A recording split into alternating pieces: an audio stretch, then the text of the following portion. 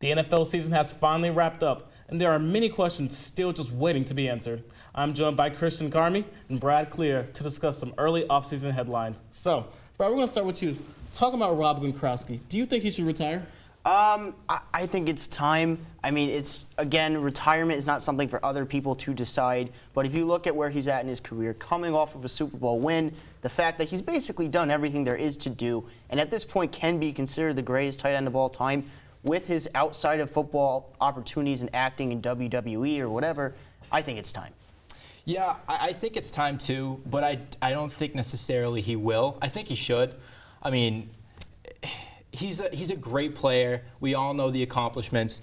I just think that it really is time because he could get hurt. The WWE is a very good option for him. Some sort of star role. And the best role. way to go out, usually if you can, like Jerome Bettis did, is you go out on top after winning a title. But I think it's a storybook ending. I just think that he might stay and stay with Brady and until Brady goes. We'll see him go. He's a great blocker too. They didn't really pass to him much, so he could stay. But I think it's time. Definitely, Gronk is definitely someone who's fun to watch. Speaking of fun to watch, Kyler Murray. He just announced that he's chosen football. He will go to the draft.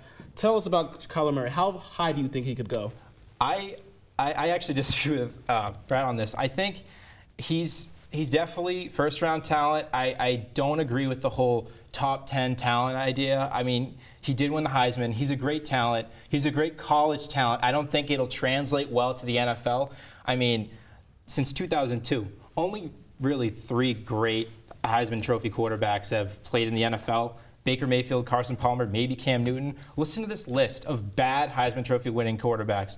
Johnny Manziel, Marcus Mariota, Jameis Winston, RG3, Sam Bradford, Tim Tebow, something named Matt Leinart, and someone named Jason White. Okay. Matt Leinart. All right. But my point is... No, I understand your point, but the question here is not how he will do in the league, it's how high can he get drafted. And based off of supply and demand, we look at him, we look at Dwayne Haskins, we look at the leverage he has, and you look at, let's say, all right, the choke point here is the Giants at 6. The Giants at 6 is the point at which everyone is going to try to get in front of. The Raiders are already in front of them. The Broncos could try to get in front of them. The Jaguars could try to get in front of them. You think they're going to draft a small QB who has all that other stuff going on off the field? I mean, I know he officially chose the NFL. Supply and demand. Look how many teams it's already a headache. He's already a headache. How so? He's already just causing a lot of weird things. It's a lot of not NFL, not in the game focus. Well, regardless, we look at it in the draft sense, right? You don't think NFL, head coach supply and demand. How many teams need a quarterback this offseason? But how many teams want to invest their capital in a shaky quarterback already? So we got to move on to the next question. When we talk about supply and demand, there's a lot of demand for LeVeon Bell. Tell us about LeVeon and what kind of deal do you think he should get? I think he's probably get a 5-year, $85 million. I mean, he's LeVeon Bell. And I would love to see him go to the Ravens. How awesome would it be for him to play the Steelers twice a year, every year, and be in that? I mean, every time they have a running back, it's just the Ravens are so much better. They have a great offensive line, and that would be absolutely amazing. I think that we had talked about this on this show multiple times in the fall. We looked at how, and I had said multiple times, he made the right move in sitting out. Yes. He's still going to have a very robust market. I look at 4 teams here as the main suitors for him. I look at the New York Jets, I look at the Oakland Raiders, I look at the San Francisco 49ers, and I look at the Baltimore Ravens.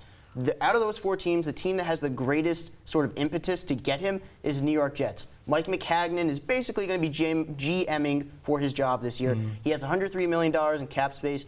LeVeon Bell is the best offensive playmaker available this offseason. Sam Darnold needs a playmaker with him. Yeah, I think that makes a ton of sense. As far as the contract itself, something like 5 for $70 with $40 million guaranteed, or 4 for $60 with $30 million guaranteed.